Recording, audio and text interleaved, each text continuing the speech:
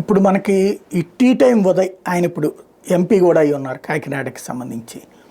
అదే సందర్భంలో మరికొన్ని మనకు కనబడుతుంటాయి. చెన్నై కాఫీ అని, ఏది తమిళనాడుకి సంబంధించినటువంటి అరంబాకం టీ అని, ఇట్లాంటి కాఫీ అని, ఇట్లాంటి పేర్లు వింటూ ఉంటుంటాం.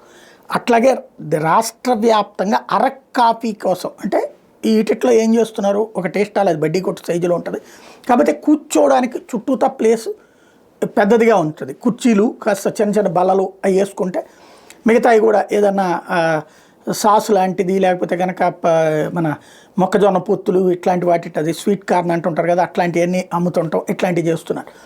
అట్లాంటిది ఇప్పుడు మహిళా సంఘాల ద్వారా చేయించేందుకు చంద్రబాబు గారు ఏర్పాటు చేస్తున్నారు. డ్వాక్రా మహిళల ఆర్థిక స్వావలంబనకు ప్రభుత్వం భిన్న మార్గాల్లో ఉపాధి కల్పించేందుకు చర్యలు తీసుకుంటుంది.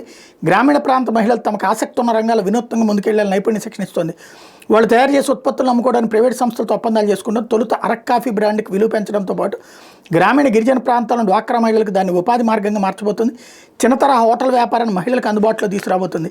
అరక్ కాఫీ ప్రైవేట్ లిమిటెడ్, గెటోస్కేఫ్, ఫ్లిప్కార్ట్, క్యాటలిస్ట్ మేనేజ్మెంట్ సర్వీసెస్, ఫ్రామ్వేదా సంస్థలతో ఎంఓయూలు చేసుకోబోతుంది. మార్చి 8 అంతర్జాతీయ మహిళా దినోత్సవం సందర్భంగా చంద్రబాబు చేతుల మీదుగా వీటికి ముందు అడుగు పడబోతుంది. డ్వాక్రా మహిళలు ఉపాధి యూనిట్లు ఏర్పాటు చేసుకునేందుకు భారీగా రుణాలు అందించబోతున్నారు.